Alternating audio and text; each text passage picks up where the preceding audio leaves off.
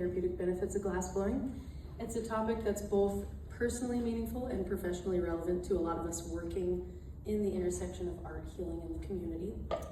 Glassblowing is a medium that demands presence. It's hot, it's fast, and it's pretty unforgiving. And because of that, it also offers an incredibly powerful space for transformation.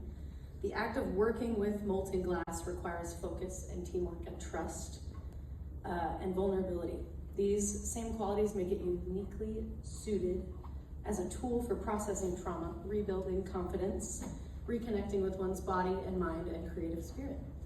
So this panel focuses on the therapeutic benefits of glassblowing, backed by some research, personal experiences, and professional experiences. Yeah, it's interesting when you go in the hot shop with veterans because they're used to working in really extreme environments, and they're used to like carrying all this stuff. So when we go in the hot shop, they're like nervous, but in a different way. They're not nervous about the equipment and the things going on. They're nervous about like what they're gonna have to do interacting with people. And like as students, instead of this like very structured way of like the military, how you have to like yes or no sir, they just get to be people with teachers that are helping them make stuff. So it's more relaxed, and some of them have a hard time with that. And it's interesting to see how they are when they start the class versus who they are when the class is over. I have a lot of students that come in and they're just like, they treat me like I'm like their superior, and I'm like, you don't have to like yes sir, no sir me. You can just say like, okay. And it's interesting because they're used to that dynamic. So when they come in the hot shop and we're like, no, we're a team, we're working together, no one's like in charge here.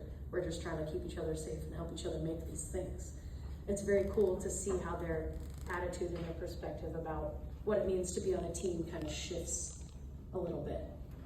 It doesn't shift until they trust you. Yeah, it doesn't shift until they trust you. This is just a picture of us in the shop. The main teacher for the Hot Shop Heroes is Eli. He's the one with the hair.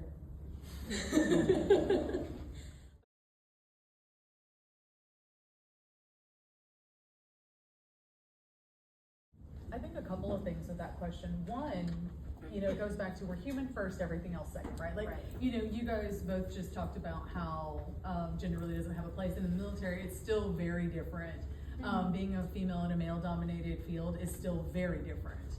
But I also think that part of what changes is like you guys talked about the art being the focus, and it's less about, when you talk about the humanity, that's first, and then you're fighting the art piece and learn how to not take it personal, right? Like the piece is the piece. I have a student that I taught in Hot Shop Heroes that specifically, like, they came into the studio and they were very like, oh, I'm sorry, yes ma'am, yes sir, like, yeah. Very like, yeah, like they're obeying orders. And once I started teaching this person like how to gather glass out of the furnace, how to make something, you could just like see it in their eyes, their confidence building, and they were learning how to like be a person again instead of feeling like they had to just do whatever they were told. So like, it was really funny. At the beginning of the class, they were very shy and very quiet, and by the end of the class, they were like the most hilarious, funny, loud person, and they were like the life of the party by the end of the class. And I was like, this is why this class is important. It teaches people how to like trust other people again and how to like be confident in themselves. And that's like still to this day one of my favorite students in that class. I still keep in contact with them all the time, and I ask them like, are you still working on art? And they're like, yeah, I love this. And it's so awesome to see the healing benefits of glass and working with the team, like actually seeing it in real life, like embodied in this person. Military people struggle with when they come back to civilian life. They're like, what do I do? Who am I? Yeah, who am I? I don't even know. So like when they come to this class and they're just like, I don't know, you teach them something that gives them inspiration to become something else, who they really want to be. Yeah. And I guess that follows this question about how does it, like glassblowing as an art making and a team effort, how does it offer us a safe space to those who have kind of withdrawn socially due to either serving in the military or whatever trauma? I'm kind of directing that question at you. Yeah. So I mean, I think it's kind of like what we were talking about before, where it's like some of the times why I think people maybe withdraw, or at least personally withdraw socially, because whatever trauma is like, maybe you're afraid of judgment or just putting yourself out there or something. But the whole process of art making is such that that's the point of it, right? To put yourself out there. Glass blowing teaches you a lot more about yourself than it does about glass. It teaches you how patient you are or how not patient you are. But yeah, it's not like any other medium, because if you go into like an art therapy class for painting, you don't pick up the paint and get scared of it. Like glass blowing. Clearly you've never painted with me. My anxiety's on another Okay, level. maybe not. It's ugly, fix it! Yeah, right. But yeah, glass blowing it's so interesting because it's more than just an art, it's like a science. So it's more, it encapsulates a lot more than just, oh, we're gonna make something. It's like, oh, we're gonna learn some science that you didn't think you'd ever know. Like I've learned, from being a glass blower, I've learned so much about like chemistry and physics, and like, whenever I'm on stage doing the demonstrations for the Chihuly Garden, sometimes I kind of laugh at myself because I'm on the stage and I'm like, the ventricular force creates this velocity that stretches the glass. And You're like, who is that? I sound so fancy. my boss over there is laughing at me. But yeah, I think we're in a good spot where, I don't know if you guys have anything else you want to add before we open it up to the discussion. We have like 20 minutes left. Okay. But yeah. I have a question. Yeah, go for it. I was just curious about the training that the instructors have to be working with certain populations, because I work in education, and I, just like how this person was saying, working with people who have experienced trauma, whether, it's veterans, but a lot of people experience trauma, and they might be a student in your class with adverse childhood experiences and illness and disability, and to consider that, I think a lot of instructors should be more healing centered. So like, what kind of training helps you with that? For Hot Shop Heroes, they have us go through it's not like a program, but it's a certification. You have to like do an online, basically a class where you learn about like, what is a TBI, what is trauma, what is PTSD, what is CPTSD, and like all the things that people in the class could have. Because we've worked with people that have TBIs, other like invisible injuries, where like you look at them, you don't think they have an injury, but then they go in the hot shop and they start working and they get tired in like 2 seconds. They have like adrenal fatigue or like some sort of injury that causes them to like lose energy really fast. So we go through a lot of like an online course that teaches you about those things so that you know what to expect.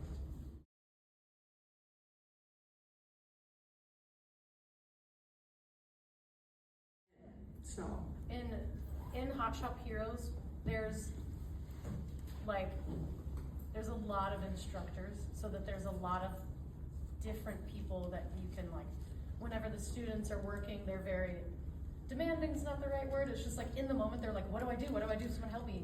And there's like, how many of us are there? There's like 6 instructors for a 10-person class. I have 2. Get some more instructors. Oh man. Yeah. Because in Hot Shop Heroes and like any type of like work like this, there's a lot of emotions, a lot of feelings, a lot of new things. Anytime someone goes in the hot shop, it's overwhelming because there's just so much stuff, so much information. It's hot. People that aren't used to it are just like, I don't even know if I can touch anything or not. So I think it's important to have a lot of people there helping, because the more people are supporting, the less overwhelmed the people that are learning feel, because they're like, oh, there's this person can help me if they're busy, this person, like, it's just like a big team sport. I would say 3 things for you. Yeah. Try and engage your school's psychology department, see if they've got some interns or whatever it is, and see if they will partner with you to like, just have them come out and be supportive. I don't have a fancy PowerPoint. I spent 15 years in the military. I'm Dr. Jessica Erickson. I spent 15 years in the Army. I come from a military family. How did I sort of get started in this area? One of you kind audience members was kind enough to call me an artist earlier. That is the last thing I am. Okay, so my journey, look, I'm a little nervous, I'm a little anxious, so give me a little grace. If I start one story, I might go on a little tangent, but I promise I'll try and come back to it. You're doing great. Look, everybody laughs, then I'm doing all right. I started my journey as a therapist. I was originally going to be a lawyer. I came back from Iraq, and I saw a lot of my fellow service members really struggling with their relationships. They married all sorts of unhealthy people. They struggled with being able to be involved with their kids, all sorts of things. I was in my undergraduate program, and I was majoring in criminal justice, and I took a class on psychology because I felt like it was really important to understand not only my clients, but also like a jury panel, things like that. And my professor at the time was a retired master chief, and she had 9 kids, God bless her. I don't even know how she did all that, but okay. And she shared with us that she had lost her husband to suicide. He had taken his own life, and she was the one who found him. And she talked about just how that had impacted her, how becoming a counselor and going to a place we have in Fort Worth called the Warm Place really helped her process her grief and learn how to not take some of these things personal. I also lost my best friend who we went to college together years ago. We were in the master's program together. I lost her to suicide, you know, a year and a half after she graduated. And it's something I think that touches a lot of the veteran community, and what I figured out while I was in that psychology class was that nobody understands a veteran better than another veteran. And I changed my major that semester, spent an extra 6 months in school, and I was in a master's program 3 months after I graduated. And when I was going through my master's program, I loved all of the things I was learning. I heard about boundaries for the first time. I'm first generation to this country. My mom's from Mexico.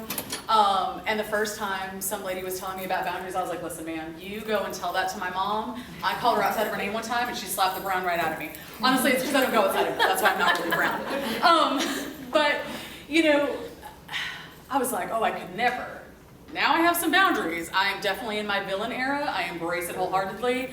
But boundaries are really hard for me. I'm not going to say I'm great at it, but you know, I'm a work in progress. I'm human first, everything else second. So I finished my master's program, and I looked at doing a doctoral program, and everybody was like, oh, you've got to come to school full time. And I was like, well, who's going to pay my bills? That's not how that works, right? I got a mortgage, I got dogs to feed. They're not going to like it if I can't feed them. They're going to be real upset. At the time I had 2, now I have 12 and a couple of fosters. I like dogs better than people. I know that's probably odd hearing it from a therapist. Dogs are honest. People, not so much. And that's where I come in, right? I teach you how to look in that mirror and do some stuff that you don't know how to do. I fell into glass very accidentally. Seneca had this amazing artist there who was really big on engaging the veteran community. And there was a program that on Veterans Day, veterans could come and make glass. And I was like, that sounds cool. And my husband teases me that I don't get out of the office enough. I mean, outside of like going to sleep or petting the dog. So I needed to go and do something to show that, hey, here I am. So I signed us up for that, and we went, and I met the artist, and we got to talking, and we found out we had a lot of commonalities. And you know, she had a passion for the veteran community and working with them, and she had tried something that had not had a ton of success. And I'm going to pivot on what Isabella said earlier. I think one of the biggest things that we created in the work that we did with our veterans was, I think this was the first time that that an artist and a therapist worked hand in hand together to engage the entire family systems, right? Like we did 12 weeks where we worked on addressing self-worth, self-esteem. We used art to give people who do not know how to express themselves a voice. You know, I can ask people how they're doing all day, and when you have not been in a space where you've been allowed to have feelings, right? Like everybody who's in the military, again, we're running from something. We're all running from something. And everything about the military reinforces that to ask for help is a sign of weakness. We are perfectly happy to give all of ourselves to other people. Like that's perfectly acceptable to us. But to take something from ourselves, how selfish that we would ask for something or that we would have a need. So we don't. There's a reason why our veterans are struggling to thrive on the outside. Because when we leave, there is a sense of community that leaves with us. As dysfunctional as the military is, and believe me, it is incredibly dysfunctional, I left after 15 years because I realized that I was fighting a system from the inside that wouldn't change. I cannot fight the system while I'm still a part of the system and affect any real change. That's why I walked away. Could I finish 20 years? Yeah, I mean, technically I could still go back and do those last 5 years. But I'm realizing more and more as my journey continues that as long as I am trapped in the system, there is always going to be somebody who outranks me, somebody who has more power than I do. And so that's also why I went and got a doctor, because nothing opens the door better than someone saying, oh, hi, I'm Dr. Erickson. I've done some research. I've spent 5 years of my life figuring out how to give a voice to people who don't have a voice. I tell my veterans all the time, like, I make their eyes sweat. I make my eyes sweat sometimes too. It's fine. We're all uncomfortable. It's okay. I think that what makes me different as a clinician, because I've heard so often over my career that I'm so different from other therapists. I have a couple of new interns now, and they really want to work with veterans, and I'm always so cautious about letting anybody work with my people. And I'm very protective of my people. Those are my people. So I let them sit with me on Monday, and my clients knew they were coming in, right? And when my clients would come in, I'm like, listen, they're here to judge me, not you. Try not to notice like the two girls sitting there staring very hard at me, right? And this was their first day of internship. And when my clients left for the day, they were like, our professors would lose their mind if they came and sat with you. They're like, this is not what they teach us in school. And I'm like, but this is what my people need. I said, if traditional therapy and if what these interns are being taught worked with everybody, we wouldn't be losing veterans to the tune of 22 a day. And honestly, that number is underreported. Those are just the reported numbers. There are plenty of veterans who just sort of disappear off the grid. We've got veterans who are homeless, veterans who are in active substance use, veterans who are completely disengaged from their family and community. And so really, who is accounting for them? And unfortunately, the system is failing them because the system is reactive rather than proactive. The system doesn't look at why are they struggling, where is the disconnect? And the reality is again, everything about the military reinforces how asking for help is a sign of weakness. And if you already have low self-worth and low self-esteem, what tools do you have to ask for anything? I mean, the answer is nothing, right? And so what I try and do is, first of all, teach them that they're human first, everything else second. Teach them that they do have value, they do have things to bring back to the community. They do have much more than they're even aware of. Glass is an expensive hobby, and so right now, I'm not actively doing glassworking just because, like I said, it's expensive. Grants and all of those other things take time. I have my own practice. I have a full-time job outside of my practice. Believe me, I never expected my practice to be as big as it is, but it is. I don't even know how these interns find me. I don't know. So there are other things that I've done to pivot to give voice to our veterans. Right now I'm working with the city. We're doing a program called Pause for Patriots, where we connect veterans with shelter dogs, and they go through basic training with the shelter dogs, and the veterans work on addressing self-worth and self-esteem. We're working to find different ways to give them purpose, to pivot, to continue to explore non-traditional things, because, I mean, any of you who work in glass know that it's all about time and money. And art is not necessarily what always pays the bills. I'm sure that there are many of you who have had to have more than one job to pay the bills or to fund what other people might not see as something very serious.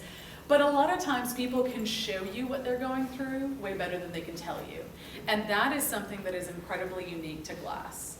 And art isn't new, but I can't go and ask a whole bunch of Marines like, hey, you guys want to go crafting with me?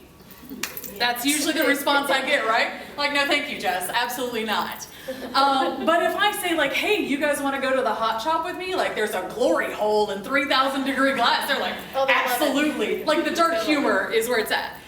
And what was so interesting about the hot shop that we had not even considered when we had all these guys in there. First of all, the danger element, love They that love for it. them. They're in their shorts.